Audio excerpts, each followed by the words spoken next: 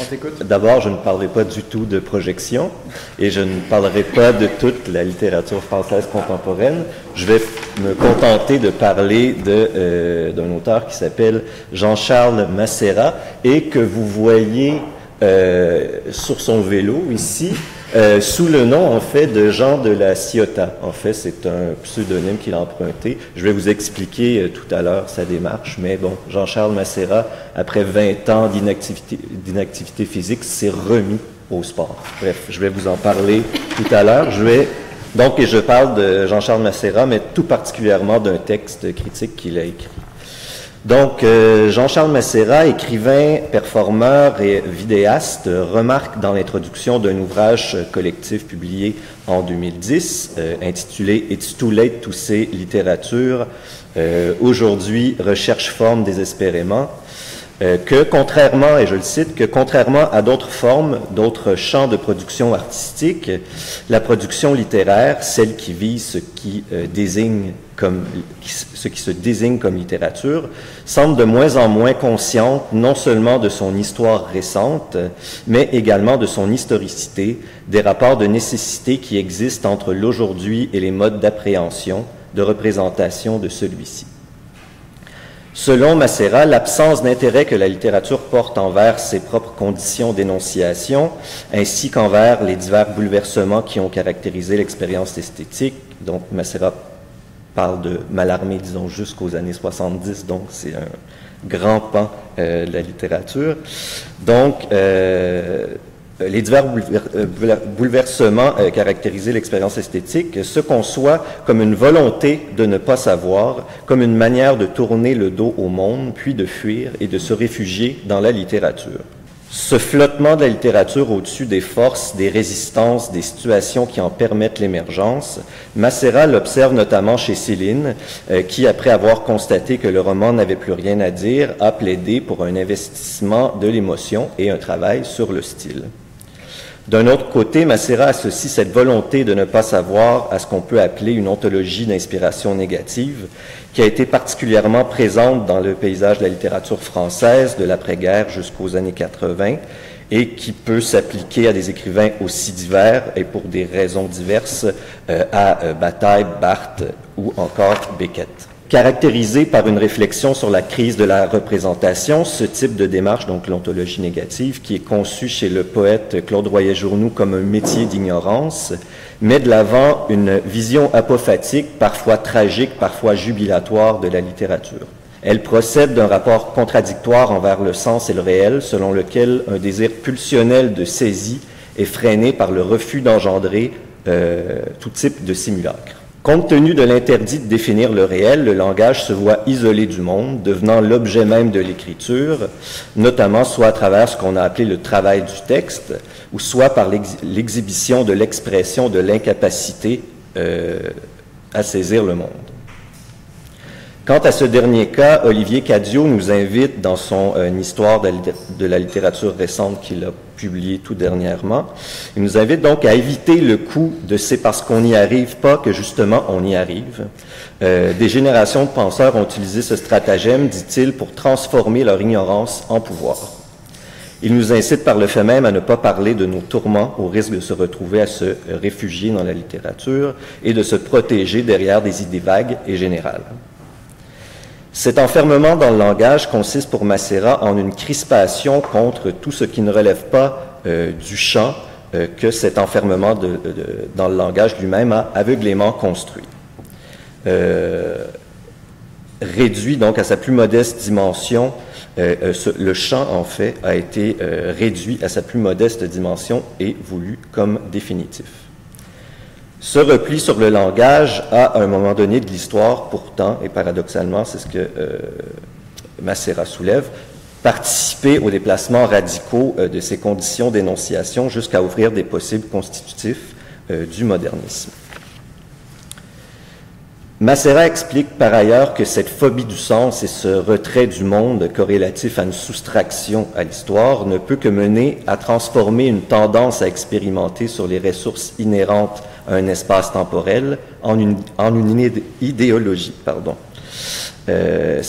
La persistance dans l'ignorance engendrerait le manque de synchronie entre un espace-temps et une forme.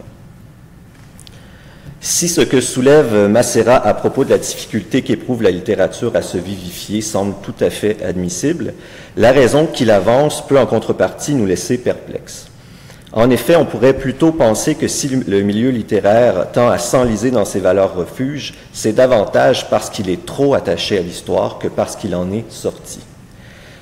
Si Macera fait reposer sur des considérations historicistes ce qui oppose l'immobilisme d'une littérature retirée du monde au dynamisme de la littérature ancrée dans ses conditions historiques d'apparition, on pourrait lui opposer qu'il s'agit plutôt d'un enjeu qui relève d'une interrogation sur la relation entre la pratique du langage et le monde, sur les manières possibles de se conduire dans le monde à travers des questions du genre. Que peut-on et ne peut-on pas exprimer avec le langage? Est-ce que le langage se découvre ou se fabrique? Est-ce que le rôle du langage est de nommer des choses et d'identifier des contenus, ou plutôt d'agir dans le monde? Donc on se poserait ce genre de questions plutôt que celles qui demandent si nous sommes suffisamment conscients de l'histoire pour que ce que l'on dit ou fait signifie quelque chose. La conception correspondantiste de la relation entre le langage et le monde, c'est-à-dire tout simplement que le monde est conçu comme un objet, et dans la conception de l'ontologie négative, l'objet est absent, mais il est quand même présent par son absence, c'est le principe de l'ontologie négative. Si cette conception-là a mené à concevoir un espace métaphysique de paroles intransitives ou de langage autosuffisant, ce n'est pas parce qu'une pratique du langage s'accompagne d'une considération de l'histoire qu'elle se soustrait nécessairement aux essences immuables et à la métaphysique, comme on le verra plus loin. Je vais en donner deux exemples. Sans doute à cause des promesses d'intelligibilité globale auxquelles on l'associe, l'histoire est ce genre de notion qui exerce depuis longtemps une certaine fascination sur les esprits. À ce titre, Macera se dit lui-même hanté par l'histoire, et ce fantôme semble agir sur lui avec autorité, comme si, et ironiquement, cette notion elle-même flottait, ou l'histoire elle-même flottait au-dessus du monde et des circonstances qui y ont cours. Ainsi, selon lui, le sens est un sens de l'histoire, c'est-à-dire que les productions littéraires ou artistiques ne sont justifiées que par la prise de conscience du rapport nécessaire qui existe entre celle-ci et l'aujourd'hui, rapport inévitablement distinct de celui qu'exigeait hier. Mais l'entretien de cette nécessité semble avoir pour effet d'absolutiser l'histoire et à toutes les caractéristiques de l'illusion rétrospective et de la prophétie du présent, qui exige de porter un regard totalisant et synthétique pour être en mesure d'évaluer la nécessité de nos actes. Ce qui fait également défaut dans la manière de voir de Macera, c'est que si le rapport entre la production littéraire et le contexte dans lequel prend part est saturé par la nécessité historique, il n'y a plus d'espace pour l'exploration et l'expérimentation dont Macera se réclame pourtant. Et pourtant, je vais boire un coup. Quant aux écueils relatifs à la question des nécessités historiques, Jean-Pierre Cometti demande alors s'il faut plutôt se résoudre à admettre que n'importe quoi est possible à n'importe quel moment. En vertu de la qualité circonstancielle de nos actions, il répond que nous ne sommes pas en mesure d'en juger à l'avance. Ce n'est que pour ignorer la dimension expérimentale, constructionnelle, contingente et ouverte des pratiques artistiques que l'on s'aventure à croire le contraire. Que tout ne soit pas possible, à n'importe quel moment, c'est ce que nous sommes amenés à penser après coup, mais il n'y a là aucune loi. La recherche d'un principe de cohérence que motive l'attachement au sens et à la nécessité historique s'observe également en études littéraires à travers sa tendance à effectuer des auto-évaluations, des états des lieux, en se demandant où en sommes-nous. Par exemple, les nombreuses tentatives récentes de définition du contemporain relèvent de cette habitude définitionnelle et identitaire qui cherche, malgré l'éclatement et la multiplicité des pratiques, à les placer sous un dénominateur commun.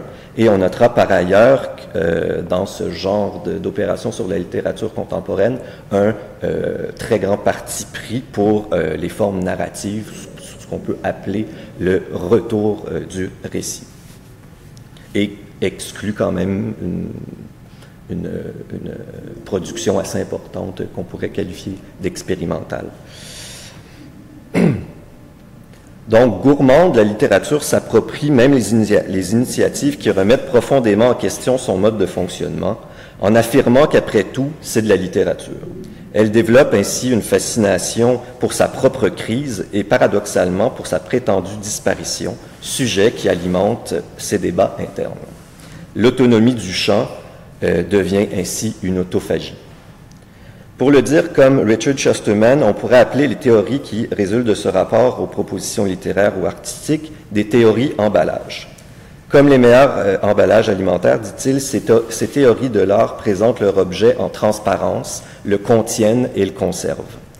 En effet, la capacité qu'ont certaines pellicules plastiques de s'étirer indéfiniment et qui prétend pouvoir tout recouvrir ont le désavantage d'estomper l'indétermination ainsi que la qualité projective et opératoire des textes pour plutôt leur attribuer une place dans un ensemble qui, bien qu'exponentiel, se fonde sur l'établissement d'un statut et d'un rôle commun. Shusterman associe notamment à ce type d'approche les théories qui placent sous le signe de l'histoire le procès d'engendrement et les changements des critères définitoires qui affectent les pratiques littéraires ou artistiques. Il semble en effet tout à fait évident que les pratiques sociales se modifient au cours du temps et qu'elles ne sont en aucune façon soumises à un principe immuable. Mais cette tendance à regrouper les cas les plus divers sous un même sceau historique et évolutif demeure suspecte. Bien qu'elle n'entrave aucunement le renouvellement des formes d'expression, cette façon de voir établit paradoxalement une forme de catégorisation fondée sur un besoin de spécificité et d'identité. Shusterman formule certaines réserves qui vont en ce sens. Je vais le citer relativement longuement. Je commence. En définissant l'art comme une pratique caractérisée par la narration de l'histoire de l'art, toute prise de position en faveur de ce qui fait la valeur de l'art est laissée à la pratique et à ses décisions internes, telles qu'elles sont rapportées par l'histoire de l'art. L'histoire ainsi s'avère être en dernier ressort l'ensemble, l'emballage qui contient et définit l'art, car une telle définition comprendra tous les objets, et eux seuls, que l'histoire de l'art comprendra comme des œuvres d'art. Dans son essai, dont It's Too Late to Say Littérature, Macera identifie bien cet obstacle, ce qui lui permet de soupçonner à son tour la validité du champ artistique, qui, à son avis, est une évidence trompeuse. C'est la considération de l'histoire comme remède dynamique à la doxa littéraire qui lui permet de porter un regard plus large sur les choses et d'abandonner un rapport historique relatif au seul médium et au genre. Ce n'est pas par rapport à l'axe de l'histoire de la littérature déconnectée de son propre temps qu'il faut se positionner, selon lui, mais par rapport à un ici et maintenant qui convoque l'histoire extra-littéraire et extra-artistique. En ce sens, Macera tend à affirmer, pour le dire avec Wittgenstein, la continuité entre nos jeux de langage de l'art et nos jeux de langage ordinaires, plaidant ainsi pour un holisme non pas structurel, mais connectif. Dès lors, les termes, et c'est Macera qui parle, les termes écrire et écriture sont à comprendre dans leurs acceptions les plus larges. C'est une question qui a plus à voir avec la vie qu'avec la littérature. Comme on peut le supposer à partir du titre « It's Too Late to Say Littérature », l'objectif de Macera n'est pas de contribuer à augmenter la quantité d'archives littéraires, mais plutôt de mettre au point des plans d'évasion pour se dérober à la perpétuation de l'idée de littérature, ainsi qu'à celle des conditions propres et englobantes du fait littéraire. Est-ce que ça va? Oui, ça va. C'est pour le temps, Je oui? pas encore écrit. OK, super, super. Donc, Macera cherche plutôt à investir une multitude de données, de pratiques, de ressources symboliques, de jeux de langage ordinaires qui donnent une teneur à ce que Wittgenstein appelle nos formes de vie et qui constituent nos références et nos instruments pour agir, comme le remarque Richard Rorty, à différents degrés, allant du mouvement réflexe jusqu'à l'action révolutionnaire. Si l'on peut parfois considérer l'ordinaire comme insignifiant et indigne des grandes idées dont se réclame souvent la littérature, c'est justement là que se situe le travail de Macera. Se penchant notamment dans un livre qui s'appelle « We Are l'Europe », et Macera joue tout le temps comme ça avec sur les titres bilingues, et c'est pour manifester tout simplement, disons, la disparition de la langue française dans la langue anglaise. C'est un travail sur disons, la globalisation de plus en plus importante d'abord de l'anglais comme langue économique, langue de marché, etc. Donc, c'est aussi ces usages-là que Macera va aller chercher, donc les usages économiques de la langue. Donc, dans We Are l'Europe, il s'intéresse donc ce qu'il appelle le mec qui n'arrive pas à s'intéresser, c'est-à-dire aux explications triviales, mais non pas moins complexes que nous avons tous et toutes à certains moments que nous avançons lorsqu'on ne s'intéresse pas au déroulement du monde, parce que, comme Macera le met dans la bouche d'une voix anonyme, c'est compliquer les religions, les affrontements, les communautés, tout ça. Par ailleurs, dans Jean de la Ciotat confirme et Jean de la Ciotat la légende, qui sont 2 volumes qui parlent justement de son expérience de cycliste, Macera se consacre au milieu du vélo en France. Dans ces 2 livres, il redécrit l'expérience qu'il a véritablement menée en reprenant, après 20 ans d'inactivité physique, la compétition cycliste. À travers cette performance ordinaire, il voulait se confronter notamment à l'analyse en acte de ce qu'est la motivation et le découragement, et de ce que voudrait dire de sentir que son corps vieillit. Il réfléchit aussi au paradoxe que représente l'intention du cycliste non professionnel, voulant mener une expérience singulière, tout en se mesurant aux mythes sociaux qu'incarnent les héros du cyclisme en France. Mais il s'adonne à cette manière de faire, mais s'il s'adonne à cette manière de faire, c'est moins pour offrir un point de vue totalisant sur notre époque, mais bien pour permettre d'en saisir certains aspects dans un nouveau contexte d'énonciation, pour poser des questions et déposer des problèmes que notre environnement de pensée actuel permet de formuler. L'enjeu pour Macera, c'est de savoir comment rebondir, comment faire avec ces données-là, sans retomber dans la seule esthétique de la critique virulente et salutaire. En mettant au point ces dispositifs d'écriture, il cherche, et je le cite, « comment dire, représenter, raconter cette simultanéité d'informations qui lui parviennent en 2 heures de surf sur le net ou entre 2 avions quand il consulte ses mails, écoute ses messages. » Cette tentative de dire l'hétérogénéité, la discontinuité, la simultanéité de nos expériences, si elle peut rappeler les efforts des avant-gardes, ne procède pas d'une table rase des normes et des efforts de rationalité. Macera cherche plutôt à s'immiscer dans le réseau complexe des règles d'action, des pratiques ordinaires, qu'il considère comme des instruments inhérents à la formation de nos croyances, dont on ne peut douter intégralement, mais que l'on peut inquiéter et éventuellement reformuler. L'investissement de nos habitudes et de nos règles d'action ne mène pas seulement Macera à traiter de notre vie ordinaire comme un simple objet, mais il articule ces pratiques ordinaires aux techniques d'écriture publiques et répandues qu'il met en connexion, telles que des discours officiels, des articles de presse, des dépêches, des communiqués, des textes de loi, des rapports, des dépliants touristiques, des plaquettes d'entreprise, des quiz.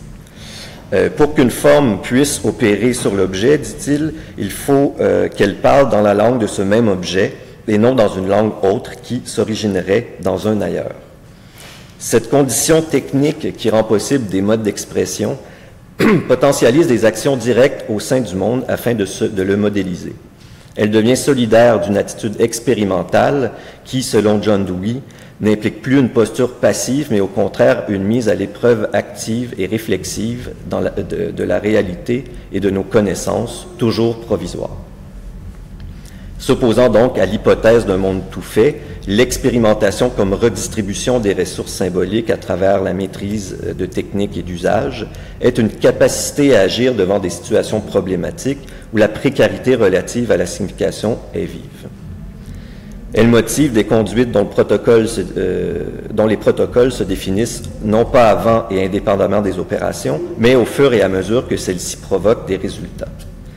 La solution que l'on apporte à un problème doit être, et je cite Jacques Bouvresse, doit être à chaque fois inventée et non pas découverte. C'est une activité qui est à la fois descriptive et constitutive de son objet, en ce sens qu'elle a essentiellement pour but de faire voir quelque chose ou de faire voir les choses sous un certain aspect. Compte tenu de ces remarques, on se demande si l'exigence de reconnaissance des nécessités historiques ne place pas la pratique de Macera devant un miroir déformant. En effet, la nécessité historique semble nous condamner à appliquer un principe de correspondance entre une œuvre et la période dans laquelle elle devrait apparaître. Cette manière de penser reste fidèle à la représentation et par rapport à laquelle la considération de Macera pour des usages d'instruments situés permet de prendre une distance.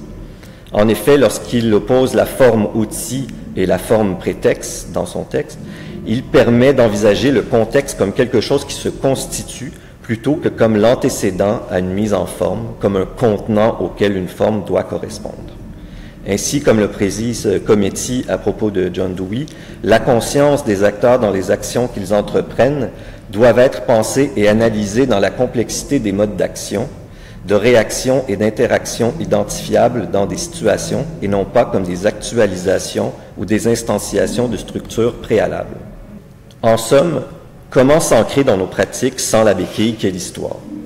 La question qui est ici posée entend prolonger l'effort de Stanley Fish, qui se positionnait contre l'historicisme, mais non pas contre l'histoire, comme il le dit, ce qui serait absurde, dans la mesure où il est évident que nous sommes historicisés. Comme il l'écrit, donc, je cite Fish, dans la mesure où toutes les actions sont incluses dans l'histoire, on ne peut pas classer les actions en fonction de leur historicité.